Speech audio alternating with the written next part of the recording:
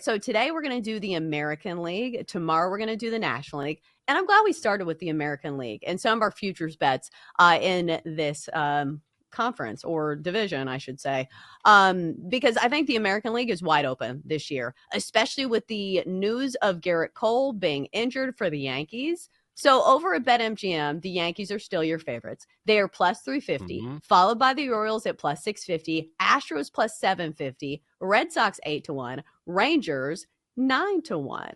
So, Jenks, do you have the same feeling as me? Do you think the American League is wide open, or do you think like the Yankees or one of these favorites come away with the title? Honestly, I think the Yankees are a terrible bet, an absolutely terrible bet at plus 185. They're way overvalued to win the East. I would not bet on the Yankees. Yeah, they're still the Yankees, and yeah, they're mega talented. There's no question about that. But obviously, they lost Juan Soto, and then the injury bug is always a question mark with that remaining lineup. Garrett Cole now out for the season. Luis Gil is going to miss the first at least couple months, it looks like. So I'm not putting my money on the Yankees, especially in a division that is this competitive. I kind of like the Red Sox, to be honest. And I can't believe I'm saying that, but they have moved up where the Orioles were the second favorite at one point, and now it's the Red Sox at plus 260. But I think Garrett Crochet is going to have a monster year for them. And especially now that he has a winning team around him, that's going to be massive in a huge way. Alex Bregman was a great addition. And then Christian Campbell is going to be so much fun to watch. It looks like he's making the opening day roster for the Red Sox, one of the best young prospects in the game. Probably going to play a lot of second base, but they can move him around. So I like the value on the Red Sox. All right, so just for clarification purposes, let me reread the odds because I did the ones for the American League as a whole. So I think you're talking about the American League East. So AL East, Yankees plus 185, Red Sox plus 260, Orioles plus 275, Rays plus 750, Jays 11-1.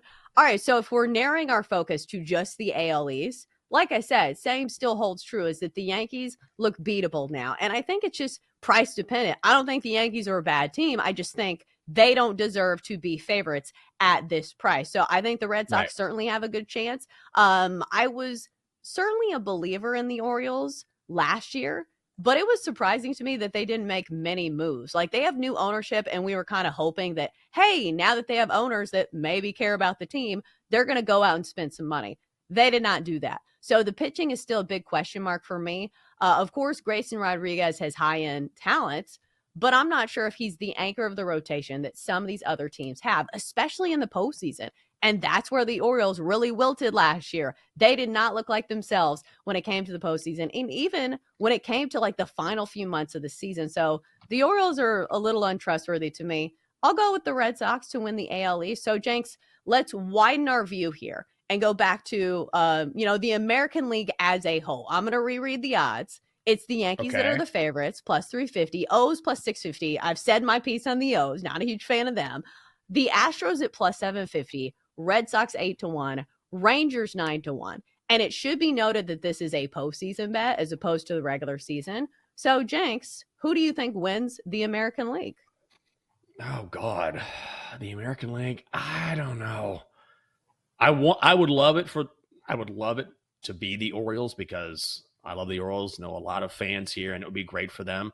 But I'm not quite sure who I think I know wins it.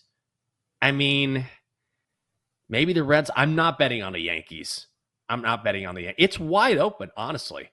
It's really wide open. I mean, looking at the numbers here, I want to say the Tigers have a shot, but I'm not quite sure. I think the Tigers are interesting if you're talking about value. I will say that. I mean, they had a tough out last year, and that was difficult the way they exited that series with Skubal giving up that home run to help the Guardians advance. But they're going to go back to Detroit as more of a traditional five-man rotation with Flaherty and Reese Olson, and they've got a lot of young players who are going to be fun to watch. So Parker Meadows should be great in the leadoff spot. Riley Green showed improvement season over season. And I just think A.J. Hinch does a great job managing that club. When you look at them on paper, it's like, all right, how are you going to find a way to win with this group? But they're really young. They're sort of exciting. And as we saw last year, Hinch sort of pushes the perfect buttons at the right time. So I'm going to take a flyer on the Tigers.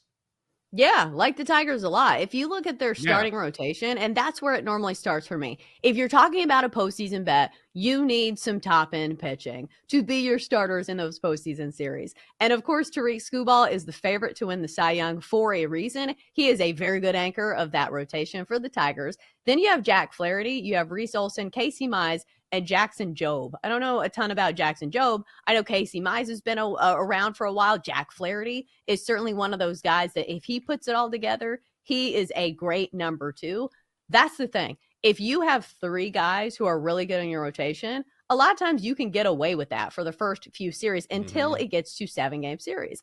The story for last year for Detroit was it was a team that caught fire late in the season.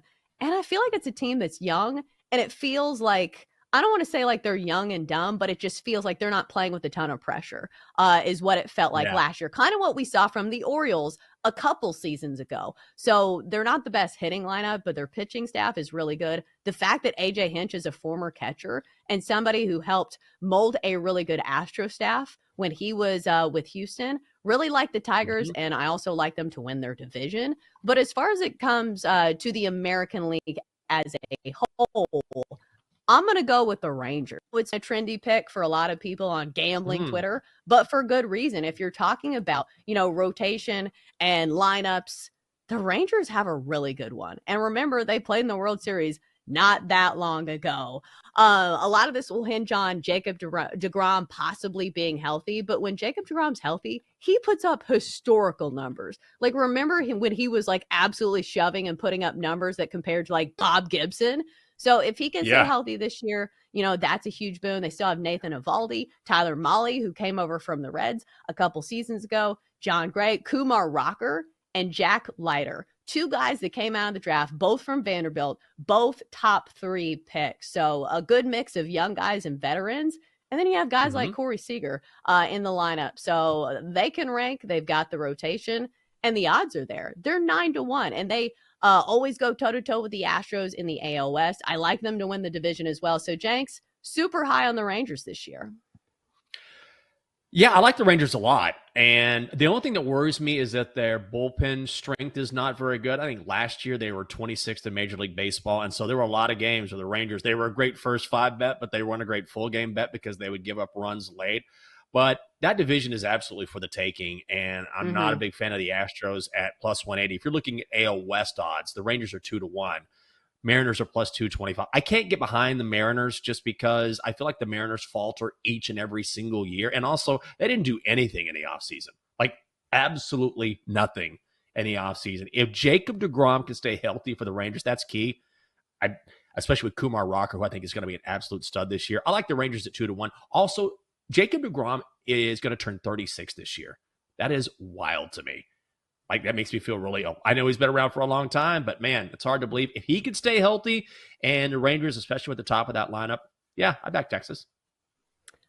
I know that sounds old for somebody who's playing a professional sport, but we've seen guys that, are even into their 40s that can channel lightning in a bottle. And because they are so good at the mental aspect of pitching and because of their precision, they've been good down the stretch. We've seen it with Justin Verlander. We've seen it with Matt Scherzer, who's no longer on the Rangers. But again, health is going to be the main thing for Jacob deGrom. It feels like he's made of glass. So we'll see if he can last an entire season, because when he does, he is one of the best to ever do it.